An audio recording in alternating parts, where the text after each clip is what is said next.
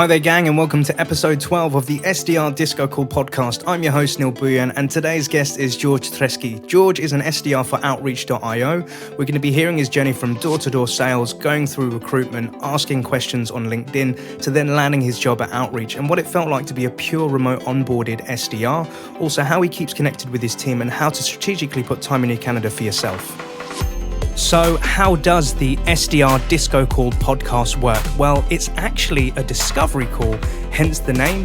And every Tuesday at 8 a.m, we're going to have a brand new SDR for 30 minutes and an agenda of introductions, their SDR story, and 3 key takeaways that they've learned to share with other SDRs. So with that in mind, let's begin. So guys, want to introduce you to George Treschi, who is an SDR from Outreach. He was introduced to me by a good friend, Tom Castley. Tom, shouts out for introducing me to George. And we connected to learn a bit about George SDR story at Outreach. And it's really cool the things that he's been up to and kind of what he's been learning as a brand new SDR. But rather than me blab on about who George is, George, welcome to the SDR DiscoCall podcast. How are you doing today, sir? Doing very, very well, and thank you for having me on. Thank you for coming on. And I know that we have to make sure that we get onto this podcast and we try and get as much information as we can because you are a busy man and you have actually got a disco call straight after this, which I love. But George, tell the people like kind of who are you, where are you from, and what you're currently doing at Outreach, mate. Mm-hmm. Yeah, so I'm George Treschi. I'm from Barnet in North London. I've been in SDR at Outreach now for about 5 months. First job out of uni. And yeah, I guess for what we do for SDRs specifically, we kind of just make their lives as easy as possible to really help them smash their number. In terms of what I get up to in my spare time, I'm not really a hobbyist. I'm more of like a dabbler. I think variety is the spice of life. So I kind of like had my first golf lesson last week, like went mountain biking the week before, started dabbling in yoga. So yeah, I like to keep things fresh. Nice. So just before we begin the show, we always do a little bit of a breathing exercise. So hopefully you recognize that to kind of get us in Zen for today's show, which was really nice. All right. Well, thank you for the introduction. So for the listeners out there, when I was looking at George's profile, I saw that like you said, you'd only been at Outreach for a little while. You had done stuff with the Nottingham Entrepreneurs. You had done other stuff during uni and kind of like you did stuff like with HelloFresh. You did your degree. You've done stuff with like a copywriter and all that great stuff, and even door-to-door sales. But for the listeners out there, it'd be really interesting to know, like, what was the journey up until you got to Outreach? What was that like, straight from uni to kind of where you are today, dude? Yeah, so there's quite a few parts to it. Do you want me to start from like the very start or from like uni to Outreach? From the very beginning, dude. I think the more information we can get, the better we can know about George. Cool. So I think it really started way back in the day when I did a copywriting course. It was like a family friend who does copywriting, and he kind of suggested it to me. And kind of from there, doing the copywriting course, and for people that don't know it, it's just sales in the written form. And ironically, I became very like sold on the idea that sales is everything after doing that course. And I kind of started seeing the world through like a sales lens. So I kind of like always had that in the back of my mind. Did some work experience there. Sadly, sitting down in silence, like for the entire day, started driving me a bit crazy. I felt quite guilty. I'd be distracting all the other copywriters all day. They'd like have their headphones on. I'd keep trying to like speak to them.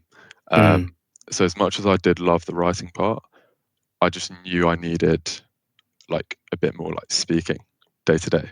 So kind of more like human interaction. Exactly. Definitely. Yeah.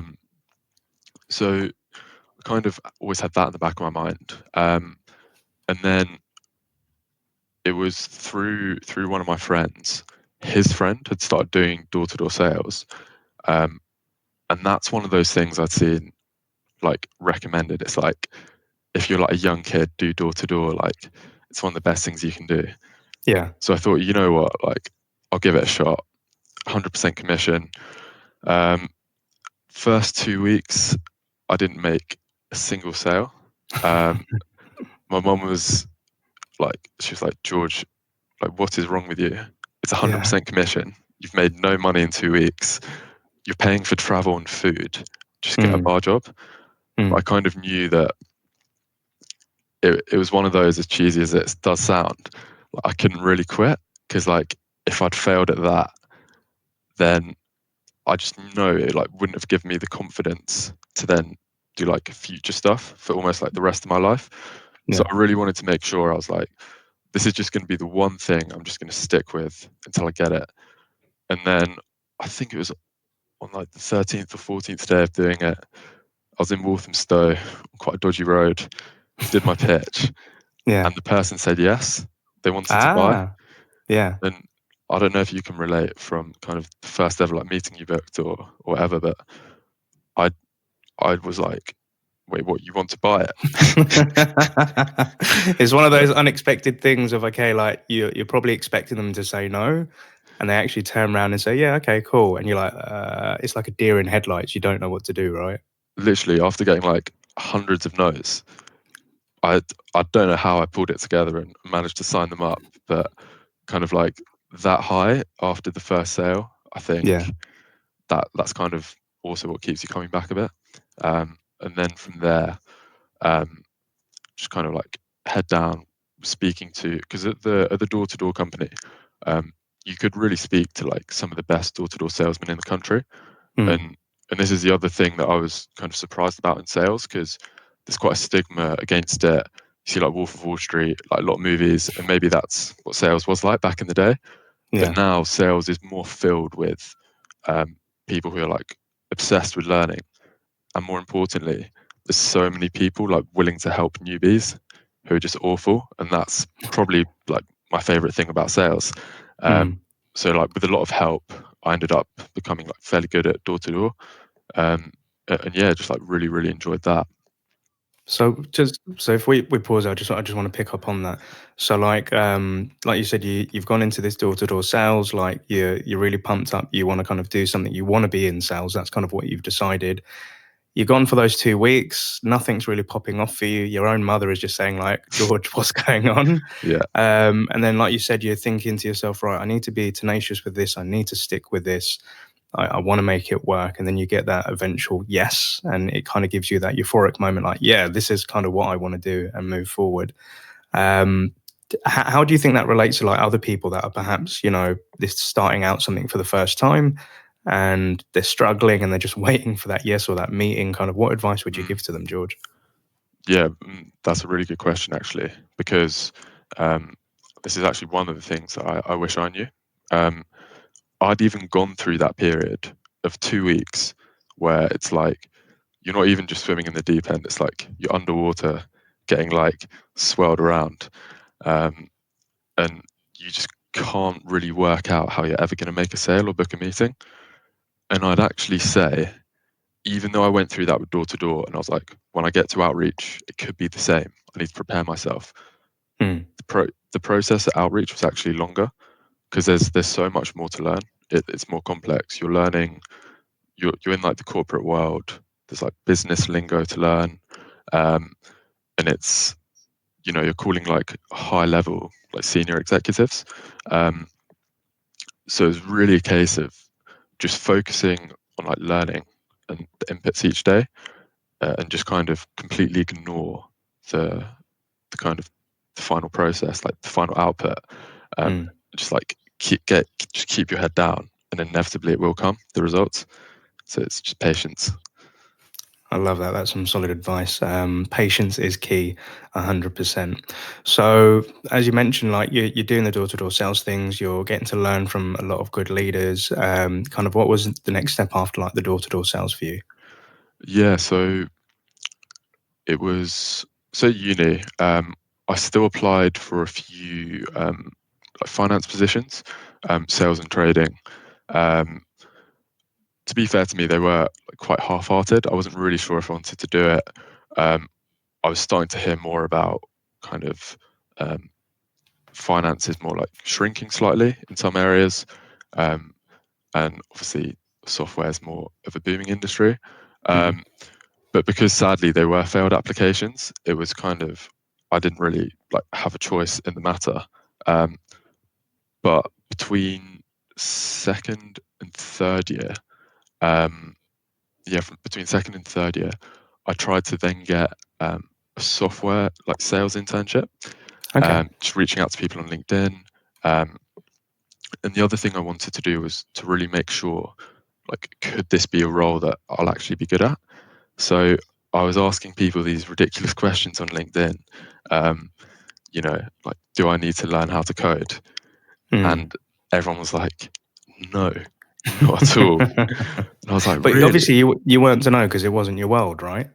Yeah, exactly. It's just crazy. You forget how much you kind of don't know, and it's almost you Yeah. also take for granted how much you know now, like all the Yeah. little things. Definitely.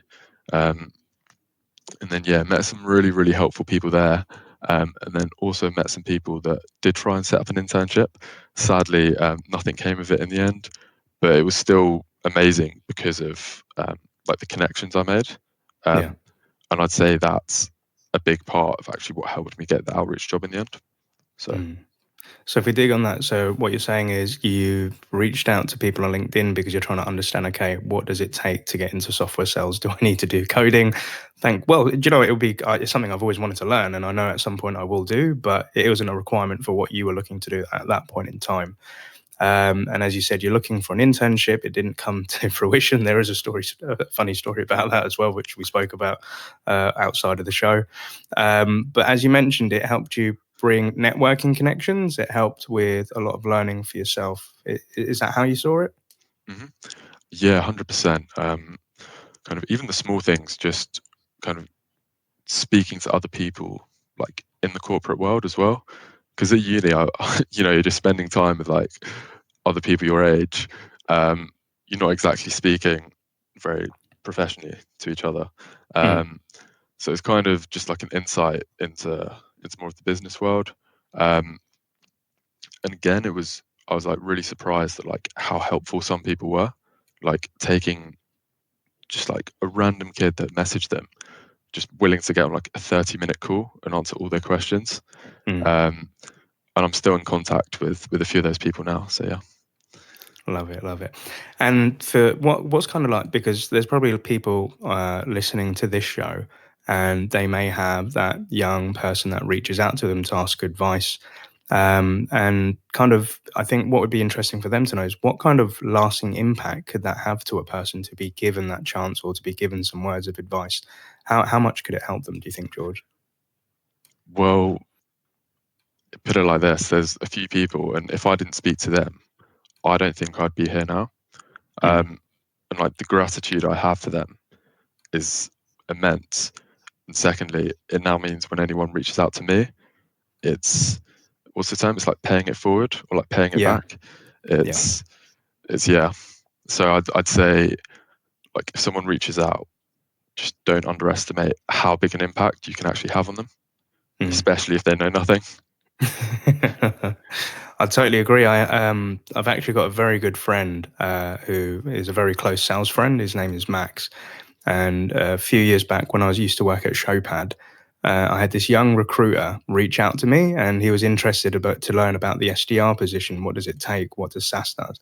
And I thought, oh, it's not a lead, but you know, I helped the guy out, and I just gave him as much information as I could about the company.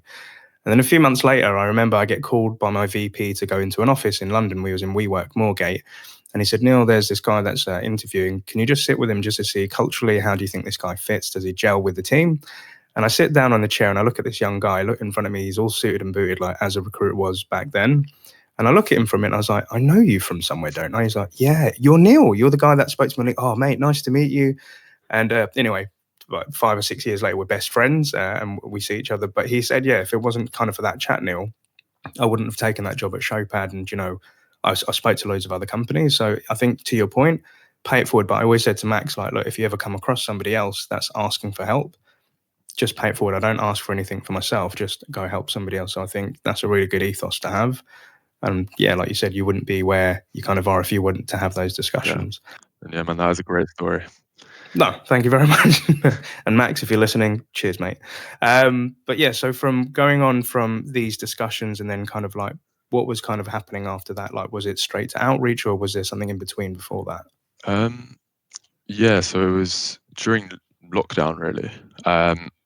I still had like a fair bit of coursework to do, but I thought, I mean, there's literally nothing else to do, so may as well kill some time, Yeah. dabble a bit on LinkedIn, Yeah. maybe see this whole job thing everyone's talking about, maybe try and get that bit sorted. So when I'd reached out to everyone the year before, literally they'd all just said like go to Venetrix, just literally just go to them. So I messaged Sophie Allen, one of the recruiters there, literally quick phone call with her, quick phone call with Elaine, and then in the space of like 24 like 48 hours, I was already being set up for like an outreach like interview day. Nice. Yeah, it was like a virtual, all on Zoom, like an assessment day, Mm. and it was like quite a funny setup. It's not easy doing like an assessment day, kind of virtually, like for anyone Yeah. involved, the people running it, like the people involved. Um, but we somehow did it. And then from there, it was cool, you're through to the next round. So it was an interview with my SDR manager, Kaylin. And then Mhm. finally, of course, Tom Castley. And then I think it was the next day, I was told I had the job. So for someone that'd been used to like finance applications that just like drag on for like months, I was literally in shock. I was like, how have I gone from having like nothing to having a job offer in like 6 or 7 days? That's pretty fast, dude, man. Yeah, like it was pretty surreal. Um, and I'd actually said to like all my housemates, I was like, I don't think I've got it. Even if I have, I'm not going to take it because I don't want to start work yet. Oh, yeah. Like I want to go traveling. And then when I got the offer, I kind of spoke to a few people. They're like, I don't know what traveling you're planning on doing. I'm not sure if you've Yeah. realized that there's like a pandemic. Um, Literally just take it. Like you can't be picky. And Mm. to be fair to Outreach, I think they'd been maybe binge watching a bit of The Godfather because they did actually give me an offer I couldn't refuse. So I love I it. definitely took it. So that piece there, like obviously with you're kind of given the offer, you're kind of thinking to yourself, do you know what? I need to, maybe this isn't something I want to do right now. Mhm. I want to go travel, and obviously with the current climate, that is a bit limited. Like, don't get me wrong, you can still travel around places.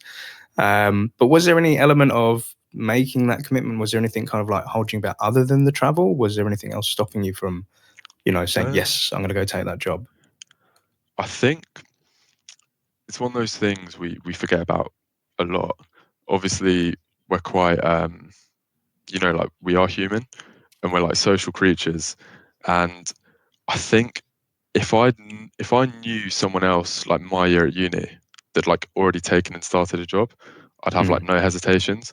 I think it was just being like that kind of like first person out of my mates to like jump in and just like take something and kind of like yeah, end the uni lifestyle and start the world of work. yeah. It's a big step to take, and to your point, like if there isn't a reference point where you've seen somebody else similar to yourself like do the same thing, you're kind of like, well, why is nobody else doing it, and what's going to happen to me? And I think Yeah. like, well done for taking that step, dude. Cheers. Because I remember like when I was offered my first startup job, I was speaking to my friends and family, and I was speaking to my friends, and none of them had worked in that world. And the one thing they kept coming back to me was saying, it's very risky. Like startups, they don't all last, and it's better to go get a secure job, which has, a pension in a corporate world where it's established, et cetera, et cetera. And I was just like, but that's not fun. Yeah. And that was the thing that I kept saying to them. I said, yeah, it could, it could all blow up, but what if it goes all right? Um, that's kind of what prompted me to take it. And I remember it was like when I signed that contract, my heart was thumping. And I was just thinking, like, how is this going to kind of entail, and how is it going to pan out? I'm happy to say it was the best choice that I ever made, because I think in life there are two things: you've got choices and decisions. Decisions are based on circumstances, as if something's gone wrong and you have to make this decision. It's not something you really want to do, but you just have to run with it. But a choice, I believe, is something that you do for the betterment of your life. It's somewhere it takes you forward to the goals and aspirations that you want to get to. And as you mentioned early on, sales is something that you want to do. You've kind of seen books or you've watched videos as to what sales could be, like The Wolf of Wall Street. But I hope that now you've stepped into outreach, you can realize, well, it's not exactly that. And it's probably perhaps a bit more fun. But no, George, well done for making the right choice, dude. So with outreach, kind of like, what's that journey? Because like, if I remember from our show notes, it's that you were purely remote. This was a whole remote experience for you. What was that journey like? hmm Yeah, looking back on it, it was pretty crazy how we started. It's kind of like all I knew onboarding remotely. It was strange looking back on it. Um, so it's like we were there. Our SDR manager was actually in Florida onboarding us remotely. She was waking up at these like crazy times, like in darkness, to have to onboard us.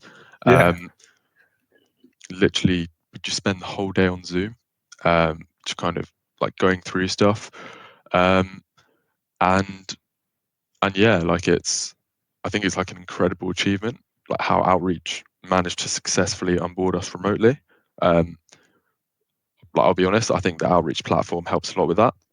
Um, but it was still just like an incredible achievement how it's done. Mm. So if I get it right, you're like when you're starting out, you're purely remote, and your onboarding was purely remote, and you've got your manager in the US, like you say, waking up at crazy times to help you guys out. It's all day long Zoom sessions. I've heard and I've read on LinkedIn, and I've probably experienced it myself because the amount of Zoom meetings I do a week. There's that element of Zoom fatigue, and when you're not, where you want to have that human interaction when you was working back in copywriting. How did that affect you, like with your mental health, and kind of like how did it feel every time a Zoom meeting like closed at the end of your day? Yeah, so it's one of those. It's especially if there's like a group of 6 or 7 of you, you can't. It's harder to kind of gel.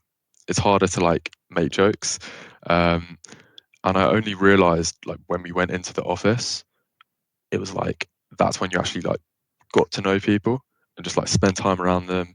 Um, all those like really tiny questions that it's like, oh, I can't Slack someone that. You can now like nudge the person next to you and ask them. Yeah. And I just learned like so much more quickly when we did go into the office.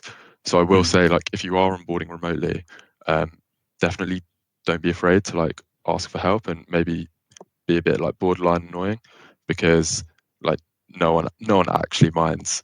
Um, Mm. and I'd also say, so it was on our 1 month anniversary. All like the new hires, we all just hopped Mm. on a Zoom together, like without any like managers or anyone like taking a training. And I was like, why is it taking like a month for us to do this? Like we all get on so Mm. well. Um, so I'd say kind of go out of your way to just like hop on Zooms like one on one or kind of like whatever with your teammates. I love that. I think, like you said, to build that team cohesion, you guys need to get to know each other. It can be a bit difficult remotely when, like you said, that person's not next to you. You can't tap them on the shoulder and say, "Hey, how do we do this? And why are we doing that? And what are your thoughts on that?" And yeah, we're having to do it through Zoom meetings. Um, Sometimes, like you said, you can't really ask them that on Slack. And like you said, having a regular cadence of being able to speak to these people and teammates to like kind of brainstorm. But I really love that where you said, you know what, like you've known each other for about a month, and somebody's gone and taken the initiative to like fire up a Zoom so you can get to know each other. Um, Doing it once a month back then, I think that was a great idea. So how do you guys like keep connected right now? Like, what's the regular chats with your teammates? Yeah, I'd say because the office is closed again like 2 weeks ago, so we're still kind of trying to find our way, like find a routine. Um, we do have some like fun stuff planned to do as like a team. Um, I'd say right now it's just trying to like Slack your friends now as much as possible. Um, just like hopping on random Zooms, but at the end of the day, it's always going to be a bit of an uphill battle. Um, I've kind of just like accepted that. So it's like trying my hardest, but also accepting it's not going to be the same. Yeah, I think that's some strong advice there. Like again, accepting like how the situation is and trying to make the best out of it. If there's a tip that I can give, when I was working with a client company called Intro, and lockdown just kicked off, and like we weren't in the office, and we're in a UK office, a Belgian office, and I was sometimes working from home as well, but traveling into both offices. What we did with the SDR manager was we used to do like a daily stand up. So that was like an AM sync for the team to all meet in. And then we'd have a daily wrap up at the end of each day. Now, when we first started off, we were trying to run it like there was a lot of momentum, like, guys, we're ready for action. Like, we're going to take this COVID thing and we're going to make it work. We're going to build some pipeline. And over time, the meeting kind of felt like it was like, is there any point of having this meeting? Like, do we need to be having 15 minutes every morning? And do we need to be discussing all the topics of exactly what are we going to do throughout a whole day? And then it related to the end of the day, we asked the same question. So kind of what we figured was Monday, have that 30-minute sync. Like, how is everybody feeling after the weekend? Kind of what stuff did you learn from last week? What are you going to put into action for this week? And at the end of the day, it was just more a bit of a friendly coffee catch up. Like, how was the day? Like, is there any concerns? Has anybody got any anxieties outside of work? Is there anything we can help with? And then every morning, it was just literally a 5-minute hi, how are you doing? Kind of like around the water cooler to get a bit of team morale, momentum, but just not take too much time because we understand that you've got a job to do, you've got life and stuff to kind of crack on with, and we don't want to get in your way. But it's just here's a safety check to say hi. And yeah, we did that for like 2 months, and we learned a lot of things. And to your point, doing fun things where we're doing like spin the wheel. Somebody would do like an MTV Cribs walking around their house to show us their fridge and what's going on. And that's it. Like in tough times, we want to try and bring those smiles in. Yeah. So yeah, if that's something you guys want to try out, I'd be interested to know, like when you come back as a future guest, to kind of like how did that pan out. But another thing I'd love to kind of understand is, so you work in a sales engagement company where you kind of help people such as SDRs or AEs to help sending out emails and, getting like cold outreach, like helping bring people in. As a new SDR, what is it like living in the world where you're kind of like one of the experts in this industry to do that? What are you learning, and kind of how is it impacting you in your SDRing? hmm Yeah, that is a really good question. And it's something I've kind of thought about like a lot. Um, and the only conclusion I've really come across is um, it's tricky to answer because it's literally all I know. I think I said to you before, I feel like someone born into like a kind of a billionaire's family, the most spoiled kid in the world. I've got like all these tools at my disposal, Yeah. and we arguably have like the best setup like, for outreach as well. Um, so it's all I know. I know I'm very spoiled and very lucky, Mm. but I kind of don't know anything else. So it's tricky. But the other part there, I'm so glad that I'm outreach, and this is why a few people said like definitely take the job, because I now just know so much about like sales organizations. So kind of like in the future now, it's that is like my industry expertise, and Hmm. it's I enjoy having like expertise on that rather than like like no offense, I feel like if it's on like medical stuff or like other stuff, it's just not interesting me as much right now. So Mm. yeah. Well, it's great to hear that that you're, like you say, privileged to kind of be in this industry. Like, you're getting to learn all this information, and to hear, you can hear it that you're passionate about it. And I think you should always follow your passions. And passions change all the time. Like, I've been interested in so many different things in life, but sales is something I'm really passionate about. Sales enablement, sales engagement. These are things I love, and this is why I love speaking to guests such as yourself, because I get to learn so much, and it's continuous learning. I think I was speaking to another guest on a show, like there's lots of sales books, there's loads of podcasts, et cetera, out there. And sometimes we feel that we need to read all of this or we need to listen to all of these things. But I think you can learn so much in a short space of time by taking snippets from those resources that you have. But if you don't use those resources, you're not going to be able to like expand your mind Mhm. and kind of learn, which a question I always like to ask guests, especially that are brand new into the SDR position, like how do you best learn? I see that some people are audio learners, some people are visual learners, some people just love to read up and stuff. How do you learn, and how do you keep yourself up to date, George? Mm. Yeah, that's a really good question because that is one of my favorite parts of the SDR role. It's kind of like always having to learn. I'd say the best way. I do know audiobooks, they just kind of go in one ear and very much out the other, which is a bit of a shame because they are quite, like time efficient. Um, I think it's just reading a book really slowly and then just like then going back over the notes. I think for me that's kind of the best way because I'll read a book, cool, I'll put this all into action, revisit the notes. Oh my God, I only remember like 1% of this. How have I forgotten like the 99%? Like this is all gold. And then it's then trying to put that into practice as well. So solid tips, my man. And as I'm also conscious of time because I know that you've actually got a real disco call after our show, yeah. which is, it still makes me so happy to hear and say that. If you were to give 3 pieces of advice to a younger George or somebody that's kind of about to embark on this journey, what would those 3 key takeaways be for you, George? Yeah, so definitely the first one was one I kind of mentioned earlier, which is just that kind of like, especially if it's your first SDR role, it can take a while before you start seeing like easy results. You're going to start seeing kind of like some of your colleagues who may have done it before just like smash it straight from like the first call blitz.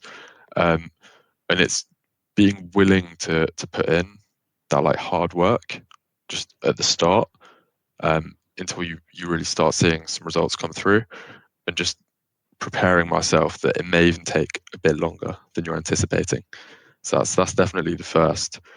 Oh yeah, definitely the second is in terms of burnout. And it took quite a lot of self-awareness for me to work this out. Um, I don't necessarily get burnt out by working too much. It's more if I'm working too much and then not prioritizing my health, and then not taking like sensible breaks in the day. It's like that's for me leads to the feeling of burnout. So it'd be kind of taking my like planning my breaks as strategically as I plan what I'm actually doing. I So love now that. it's like, yeah, definitely it's like I'll put in like going for a walk like on my calendar, or like going to the gym like in the day for just like a quick 30 minutes of cardio just to. And like last week going for like a golf lesson at lunch, and then by the end of the day it's like I still felt amazing and had so much energy, and it had been because I'd had that like real 1 hour break. I'm like 100% focused on golf and like fresh air, lovely settings. So yeah, as you can imagine. And then yeah, definitely the third one is just try to get to know like your colleagues a bit more at the start, even if you have to like force those Zooms. Like just do it. It's worth it. That just brought back a memory of when I was an SDR, and I remember my the head of talent acquisition that kind of got me in. She said, Neil, just sometimes just go introduce yourself. Like, even if it makes you feel scared, what's the worst that can happen? They give you a bit of an awkward look, but they're probably going to just say, yeah, do you know what? Yeah, hi, nice to meet you. My name's XYZ. And I do this today. Like if I'm out in bars or like I'm out in shopping centers and whatever, and I'm coming across people in a social setting, I just say, hi, my name's Neil. Got to be a bit more careful now with COVID, and obviously we can't shake hands, so I kind of fist bump or like elbow bump.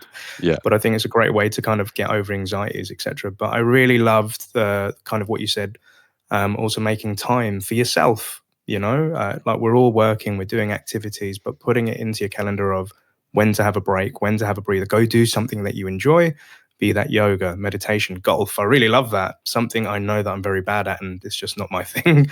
But I love drawing. So sometimes I'll just sit out onto my balcony and I'll just be doodling and like scribbling around, or perhaps mucking around on an audio file with a podcast, because this is stuff that I love doing. So I'm really happy to hear that. And if there's any young people out there kind of like wanting to reach out to you on LinkedIn to ask you questions, what's the best way to approach you, George, with questions? It's one of those, it's people have answered so many of my questions. Someone could probably reach out to me, be quite rude to me, reach out to me in the worst way possible, and I'd still answer them. So yeah, just like if anyone has any questions, just reach out to me. Like, don't worry about like anything. Okay, perfect. So you can come direct to George with questions, and Yeah. I'll put links into the show notes. So LinkedIn's the best way to get in touch with you. Is that right? Yeah, LinkedIn, definitely. Okay, perfect. And just we've got just a few more seconds left because I know we need to be jumping off in a moment. If are there any shout outs that you'd like to give before you kind of leave today's show, George? Ooh, I'd say there's probably like half an hour's worth of shout outs. I'd say one person who probably helped me the most is my first mentor in door to door, because that was my first like proper sales job, um, Rado, um, and he just instilled in me just like the best mindset and to just always make sure I'm like doing the right thing. Um, and he like ingrained those habits in me, which I still have today. So I think out of everyone I've come across in the sales world, it's probably him I owe the most to. Nice. I love that. So big shout out to Rado. I love that. I love that.